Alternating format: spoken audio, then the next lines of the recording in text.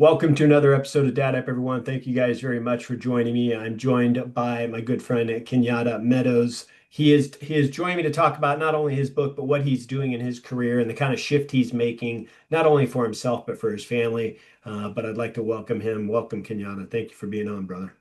Thank you very much. Good to be here, Brian. Yeah, absolutely. For my listeners, viewers who don't know who you are, share a little bit about yourself for me.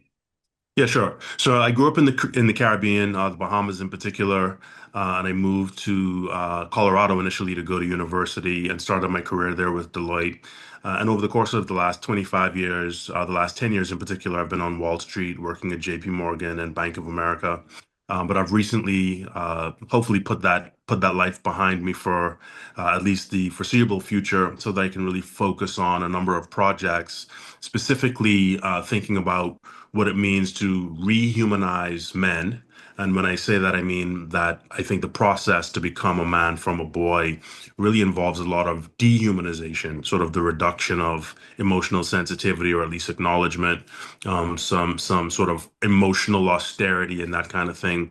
And I think it has a really negative effect on not just the individual, but their ability to raise children effectively, to be leaders in the community and even in their jobs effectively. And so those are some of the things that over the last several years I've been focused on through my own personal journey of development, and really focused on what I would refer to as rehumanizing men, because the process of becoming a man from a boy often involves a reduction in emotional sensitivity or a lack of, acknowledgement, even pain, asking for help.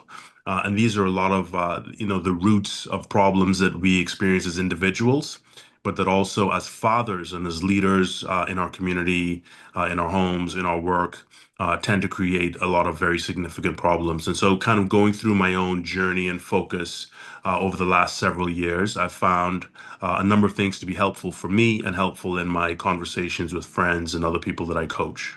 Yeah, why was there something, a pivotal point in your life that took place that made you want to make that shift? Yeah, so a couple of things. It's really sort of a time frame or time period. And it's sort of in when COVID was in full swing, but still sort of in the earlier days, is when I became a father. And so there was a lot of pressure to figure out how to work, figure out how to manage teams, figure out, how to get rest, how to balance, how to have a good relationship with myself and find time to rest and restore, and also how to be supportive to my partner. And there were a lot of things pulling me in a lot of different directions. Mhm. But also, to be honest with you, Brian, I was thinking about how do I create a scenario where I'm contributing meaningfully, feeling fulfillment, feeling enriched. And a lot of what I was doing, even though I enjoyed it professionally and was quite good at it, I found that I really wasn't seeing how I would be able to scale my impact and to do it in a way that really mattered to me. And so I wanted to align more of what was happening in my personal life, more of what I was seeing in the lives of friends and associates, and make that more my mission and think about how I'm going to invest all the time and the energy and the creative thinking that I was doing for things that I didn't really care about, how I could leverage that for things that I actually did care about. Yeah. Okay. And how old are your kids or your children? Yeah, so I have one daughter. She's 4.5 years old. Oh, what Yeah, a fun age. extremely tall, extremely athletic, extremely Are inquisitive. you tall? Yeah, I'm 6'1", so I'm not super tall, but Okay. not I short. I'm 5'10", and I Okay, have two boys, 27, they're older, much older, 27 and 24. They are both 6'3". So okay, okay. I'm now the third shortest person in my house. That's funny.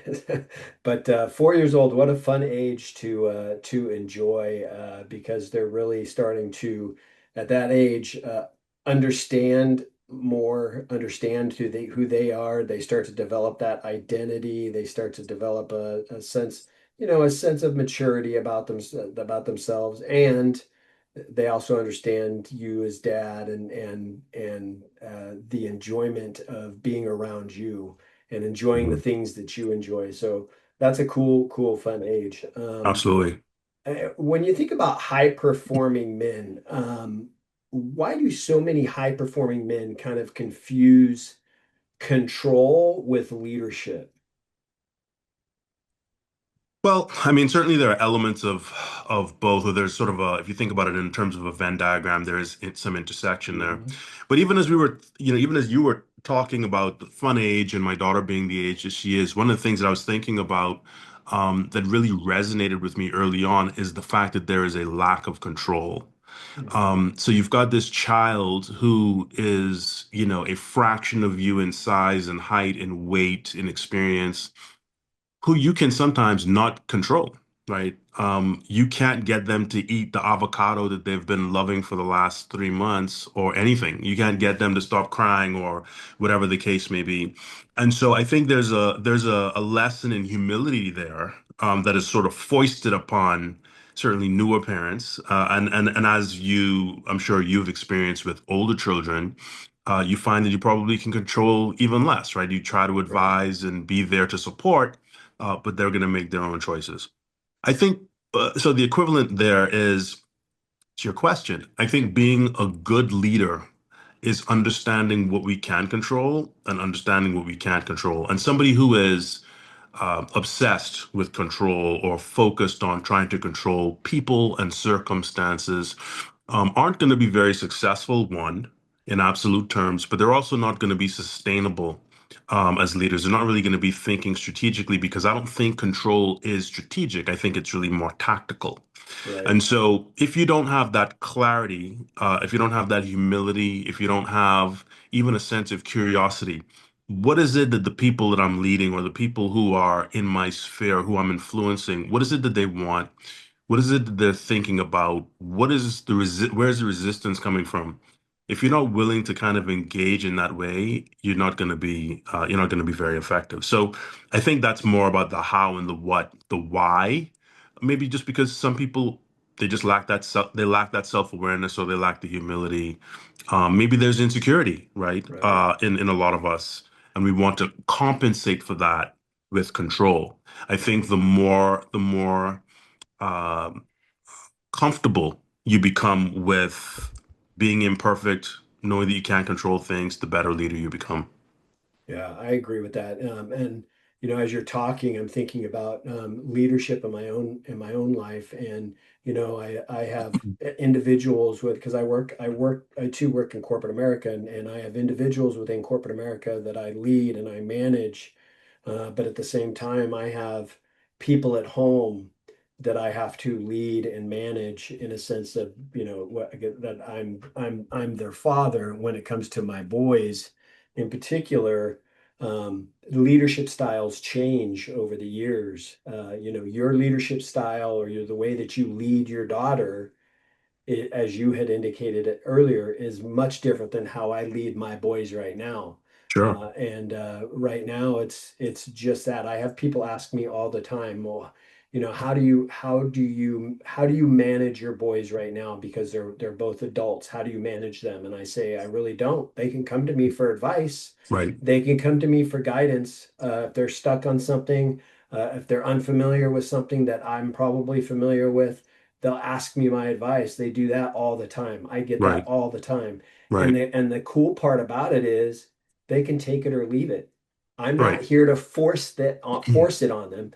I can Right. try to encourage them to go one direction, but they get to make that choice because they're now adults. And they Hmm. also have to understand that when they make that choice, they also either reap the benefits of the They have to choices they own it. made or they have Right. to own it. They have to own the mistakes that they made and the decision that they made. So yeah, the leadership styles change and leadership hats change too. When we're at our place of business, we're wearing one leadership hat. The second we pull in that driveway, that second leadership hat has to come on. Right. And so I think dads get lost in that. Hmm. And a lot of that comes from, not comes from, but a lot of that happens through burnout. And you had talked about that earlier when we were talking that through burnout we lose our identity. and we lose who we're supposed to be when we're in the home. Yeah, And that's where it causes a lot of problems, a lot of friction. And so I coach a lot of dads myself in how to really change that, change who they are when they leave the office and pull into that driveway. They have right. to kind of wear, they kind of have to be two different people almost. So, Yeah, um, so a couple of points on that. I think it's interesting. I mean, burnout can be the result of losing yourself and not having a clear identity, but it, can also be a precursor. I can see it on sort of being both ends. So I think we have to really be sensitive to that. And then I think you raised some really good points around the differences in leadership. So I see the differences in leadership as manifold, right? It's not just the different stages as our kids mature, but it's really dynamic. So even with different children or different teammates or different people in our lives, we have to adopt different styles because different things are going to motivate them. Different things they're afraid of different things or they're, inspired by different things. And then we ourselves are going to feel different from one day to another, but we may have to think about what does it mean to lead from the front? What does mhm, it mean to lead from the back? What does it mean to lead sort of with an imperative or command style? But what does it mean to lead with an interrogative style where I'm actually asking questions? So a lot of right, times when I want to protest something, frankly, or when I want to really challenge something, I can be quite direct. But mhm, other times it's also very useful just to ask questions and plant seeds. mhm, Okay, that's interesting. You said this, but what would happen if that scenario occurs? And you can kind of lead them to some extent with our questions. So I think that's really a key part of leadership, understanding that it is super dynamic, and it is as dynamic as the people and the context in which we're engaged. And so I really appreciate the point that you made there, and that's one of the points that I make in my book, The New Alpha, mhm, um, that really, with the various domains, I refer to the three domains: the relationships at home, the relationships at work, and the relationship with ourselves. We have to be different. But one of the key things that I really stress in the book is that we get to be the same. And we can take best practices from our respective domains and try to cross apply them. So, what's an example? An example would be in the workplace. We have very routinized and very structured communication structures, feedback and evaluation structures. We have timelines that we abide by. It could be right, monthly, it could be, mid-year evaluations, year-end evaluations. You get feedback. There's a structure for follow-up and remediation of gaps. Now, while we don't necessarily need to have that kind of formalized structure in the home, wouldn't it be useful to get some feedback from your children as to how you're performing as a father? What is it that right, they like? We do employment satisfaction surveys. You don't have to call it a family satisfaction survey, but what if we took a similar a similar view? What if we took the similar level of humility and vulnerability that's required to mhm, hear from our teams, to hear from our peers, to hear from our superordinates, and to say, okay, you know what? Maybe I do have an opportunity here that I need to work on.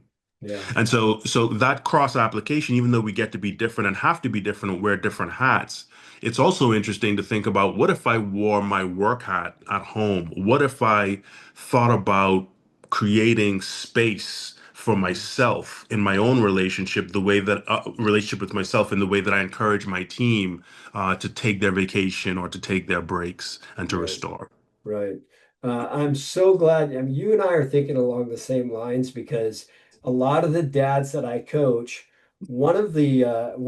I give them every week, I give them some sort of, I guess you could call it homework assignment. And one of the assignments that I get the most joy out of is telling them to make sure they're asking their children what they can do better as a father. Right, Where can I improve as your dad? And the crazy thing about that question is that's not a one-time question. right, That's a question that as they grow older, they become different. They become essentially a different person as they're growing up because they're developing, they're maturing, all these different things are happening. They have different influences in their lives. And so that question is an important question to ask them throughout their entire life.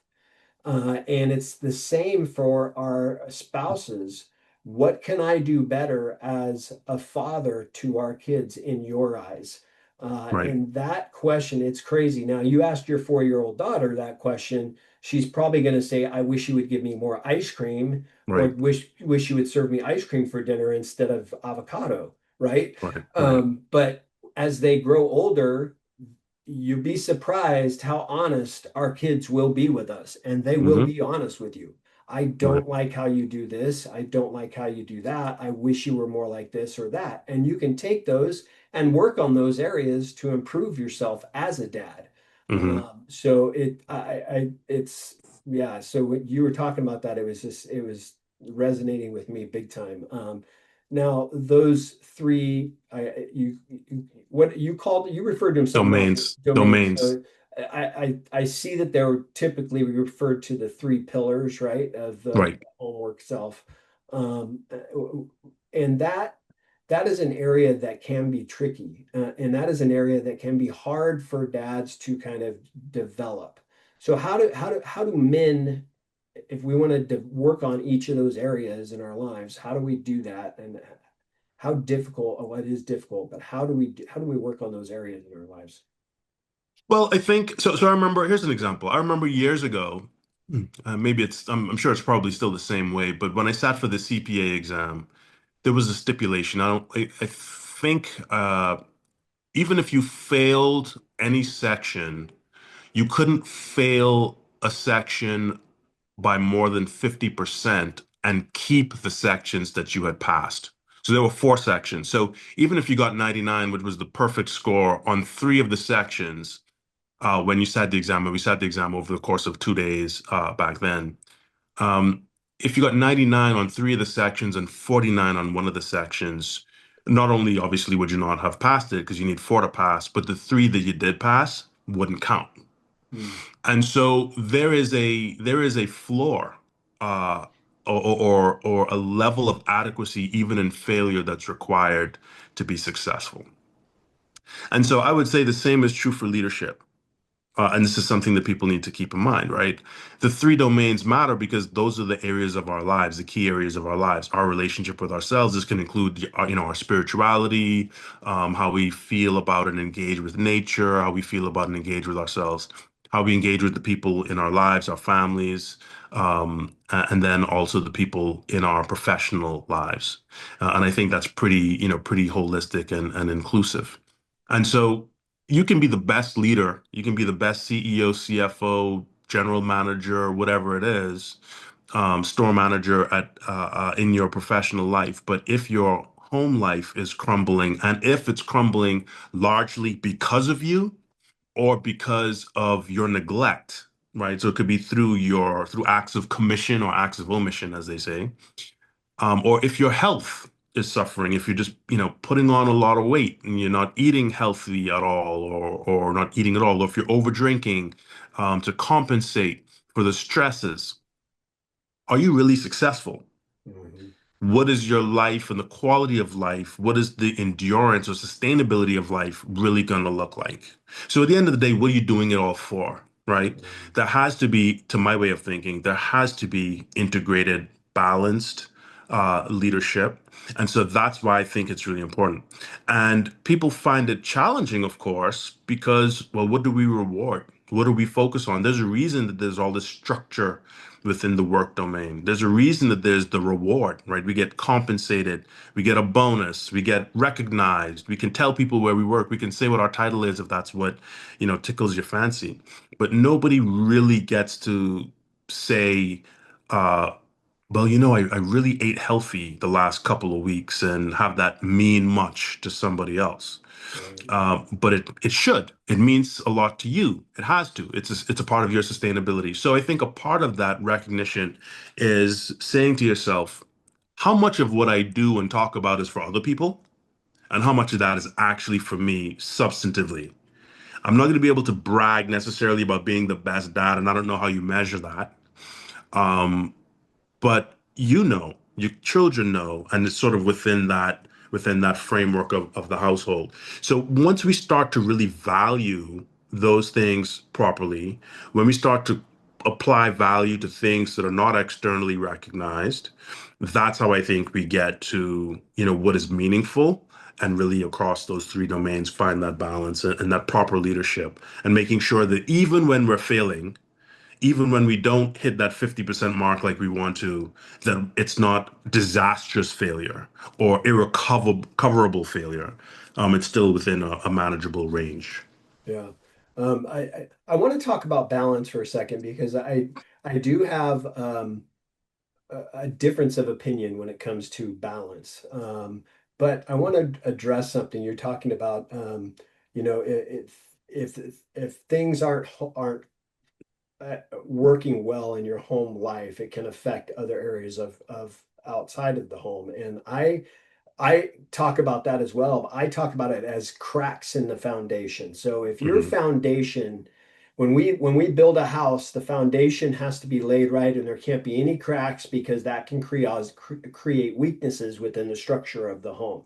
And so Absolutely. the same thing applies to our family life. If there's cracks in the foundation of our family life, then it can create not only problems within the family, but it can also create problems outside of the family. So your business, your health, your relationships outside of the home, all these different areas can be impacted just from one little crack in the foundation. So we have to make sure that that foundation is has doesn't experience any of those cracks. So how do we do that? Well, one of the things that I created, that I like to say I created, I've never heard of it being created before, but I created it. And so far, people have told me they have never heard it. So I'm saying that I own it.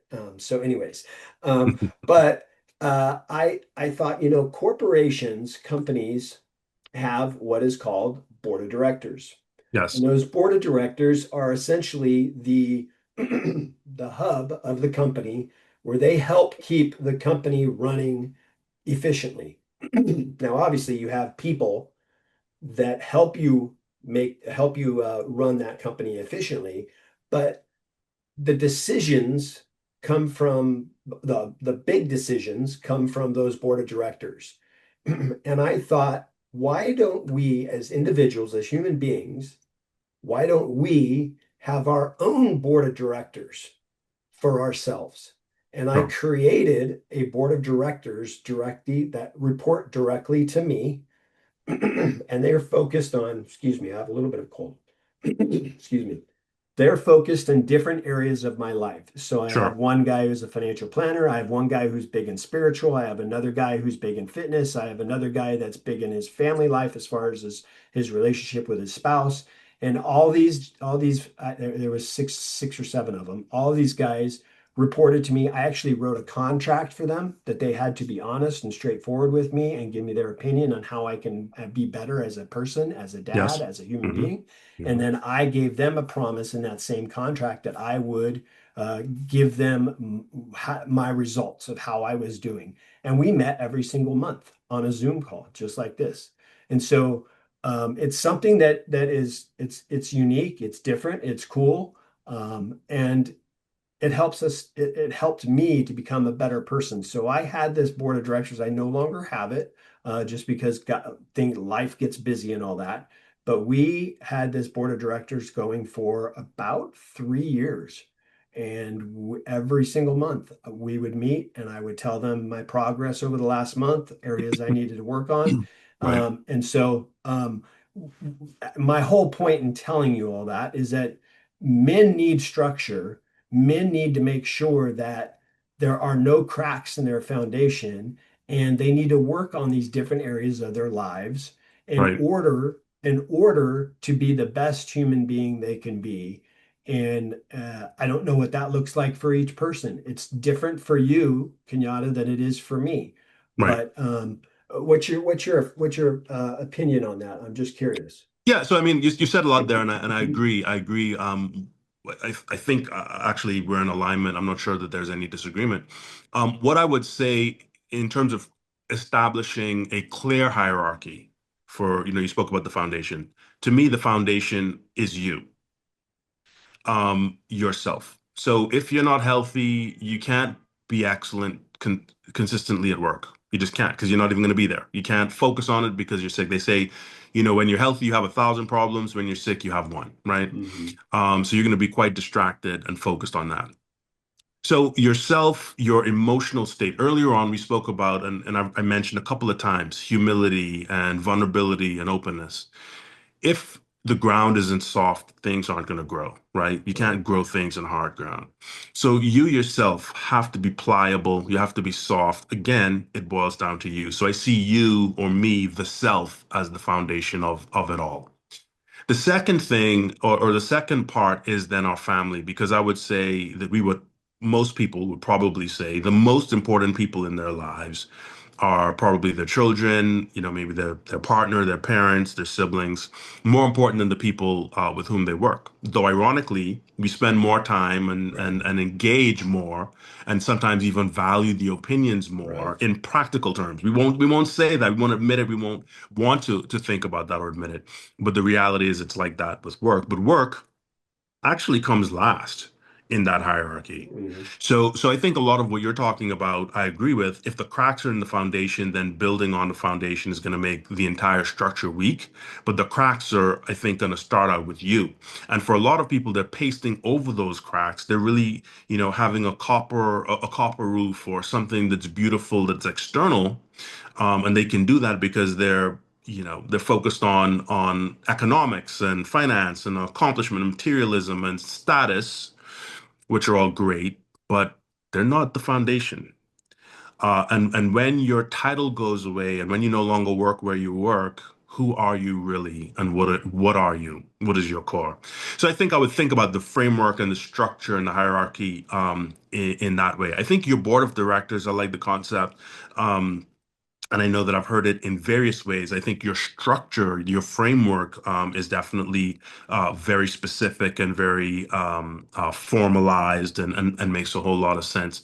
And I agree. But again, when I think about that, you're sort of supplementing and enhancing who you are, how you Right. think, and Right. you're developing that exposure from other people who may be focused on those areas. And you're Mhm. basically creating a super Brian, if I can Right. call it that, right? Right. Because you want to be the best and take the best practices from all of those people as well. So I think it's a wonderful idea. I think it's a great idea. I think, this is the type of thing that we should do, even if it's not actual living real people now.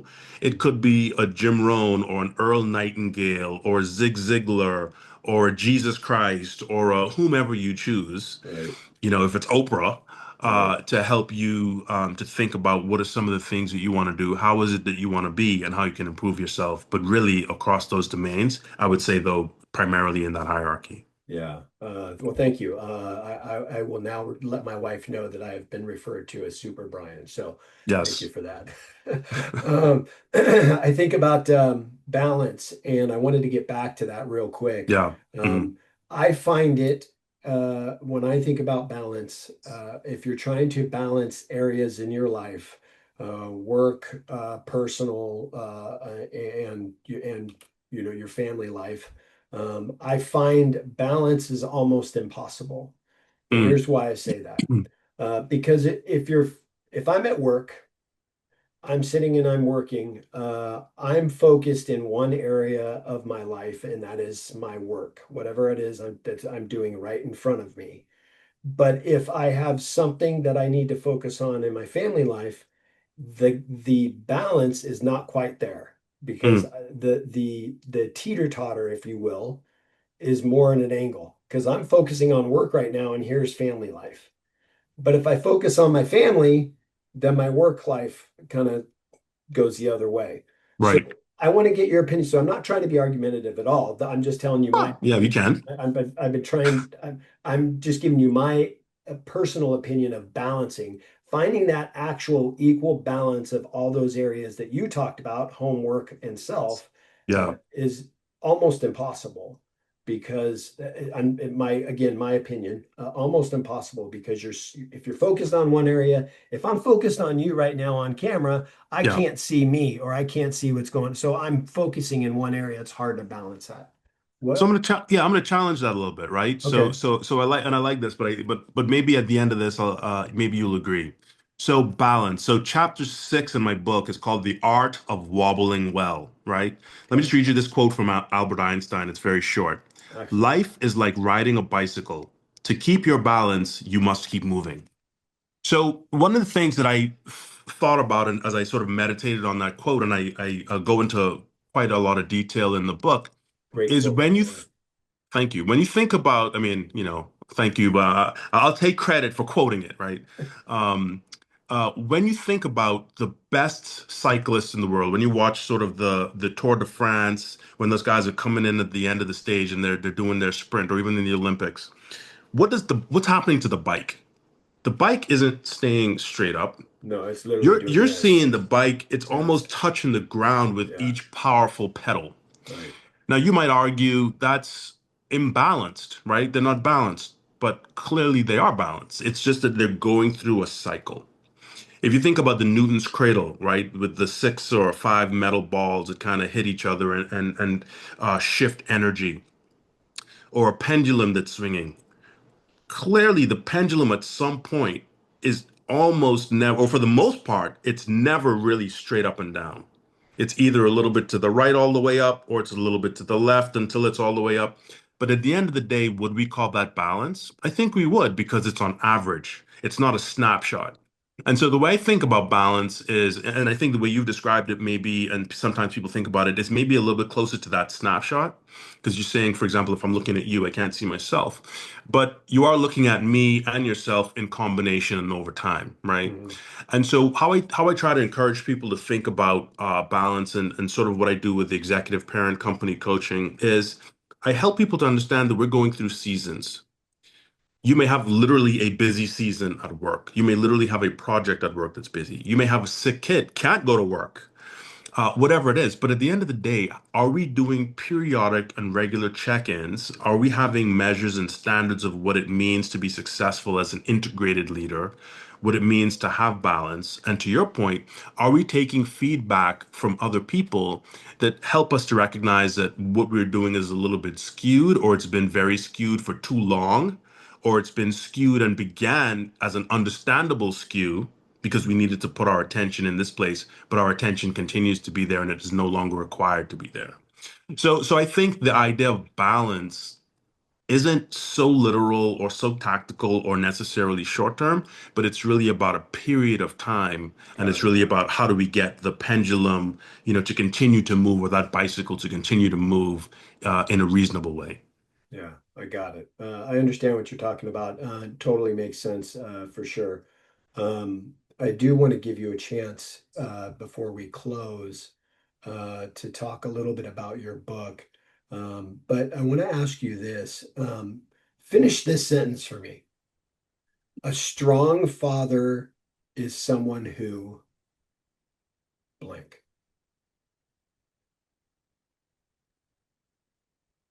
I think there are a lot of ways to finish that sentence. Um, but I think, a strong father is someone who listens intently. I think a strong father is somebody who feels intently. I think a strong father is someone with good emotional regulation for themselves and also can influence the regulation of others. A strong father is somebody who is a curious individual, supportive partner, humble, vulnerable.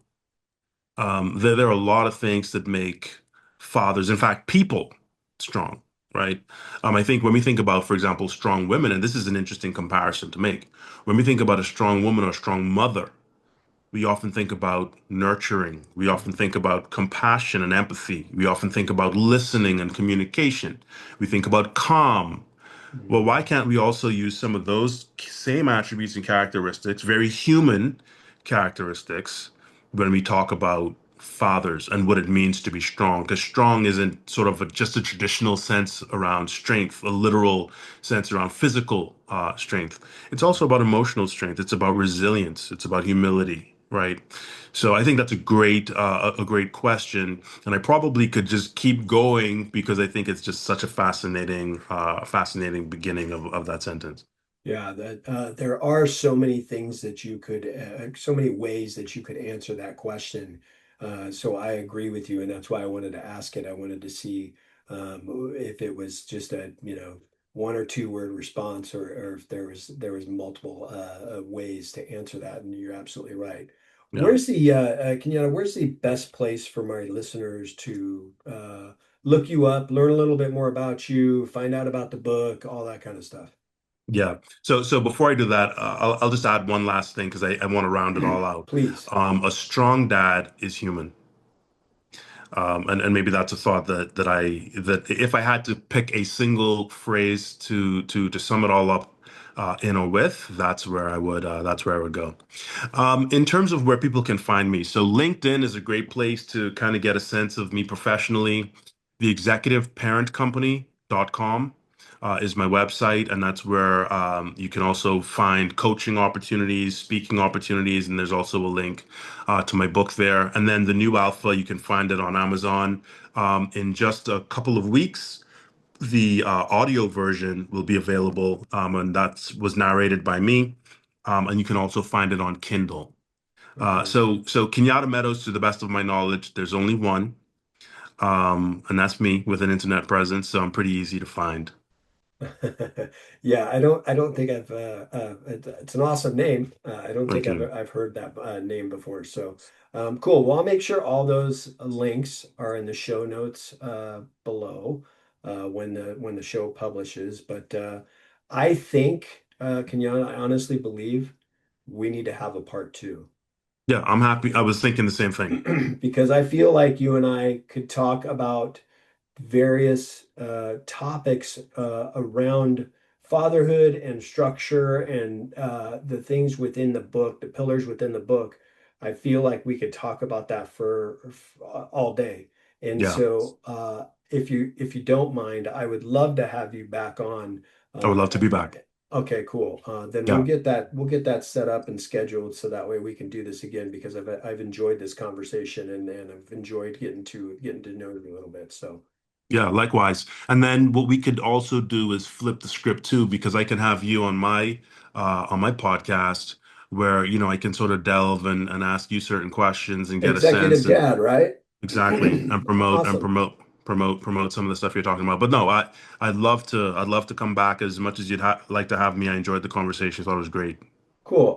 Yeah, I'd love to be on your show as well. I think it's awesome. I was looking at it a little bit last night, and I think it's awesome. And your show is much different in the structure than is my show, or the much more smaller clips as far as the episodes go. But yeah, absolutely, we have to make that happen. But thank you again for being on. I appreciate it. Good to get to know you. And if you're ever out in sunny Southern California, please make sure to hit me up so we can break some bread together. Yeah, that'll be great. And same for you. If you're ever in New York or the tri-state, just let me know. Awesome. Well, listen, guys, it's been another episode of Dad Up. I want to thank my good friend Kenyada Meadows. Make sure you guys are checking out what he's doing. Go to LinkedIn, go to his website. You can check out his book. Please make sure you order his book and pick that up. You can do that in the show notes below. And as always, if you are not yet subscribed to my show, please make sure you do that so you don't miss any of the awesome guests that I have on each and every week. And I look forward to seeing you all in the next episode of Dad Up. Wow, another amazing episode in the books. So much was shared, and I'm truly grateful my guest was able to pour into you to help you elevate your dad game and really dad up.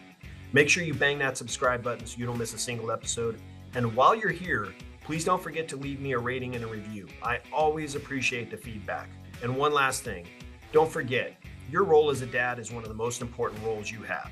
So if you need a little help or have questions, don't hesitate to reach out to me on my website at daduptribe.com or at my Instagram page at daduppodcast.